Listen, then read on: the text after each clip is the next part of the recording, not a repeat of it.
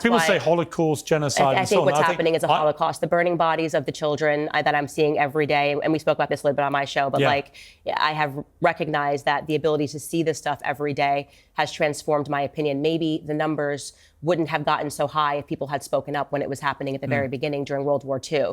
And so I want to use my platform to say that I believe that they are intentionally executing a Holocaust. I think Bibi Netanyahu, there's tons of evidence, and obviously the Western media is not reporting on this, but the corruption trials that are going on with Bibi Netanyahu pertaining to October 7th and him editing the transcripts and the prior knowledge that he knew is now becoming extremely pertinent. It is a question as to whether or not he allowed the attacks to take place, essentially to then be able to go in and to commit this Holocaust against the Palestinians. Now, based on everything that I've looked into and stuff that I had not seen before, because the Western media doesn't cover it, Bibi Netanyahu caught off camera speaking about how he had no intention of following the Abraham Accords and how he was going to get around it.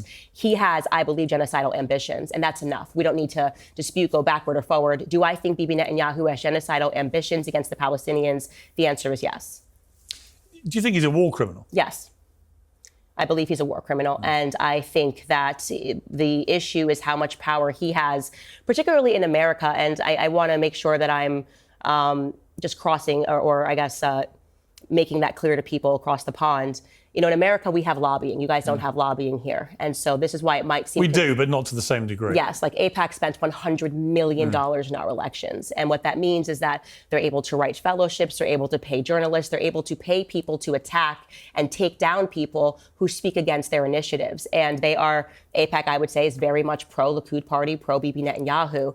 And this is why you have seen people like me being attacked in the way that they have been attacked for what I believe is just a human stance on what's happening to the Palestinians. I don't care if you had flipped it, if it had not been Israelis, if it had been, you know, if it had been Christians doing this to Muslims, I would say the exact same thing based on the images that I've seen. But there is a ton of evidence that Bibi Netanyahu allowed October 7th to take place, including the things that we found out, because I now read Haaretz daily to You don't actually think he knew it was going to happen? Well, let's just talk about the facts. We don't have to speculate on that.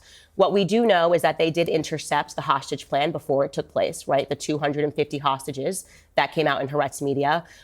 We also know that Egypt gave them prior a warning that the attacks were going to take place. Egypt said that they were being ignored. That was a fact.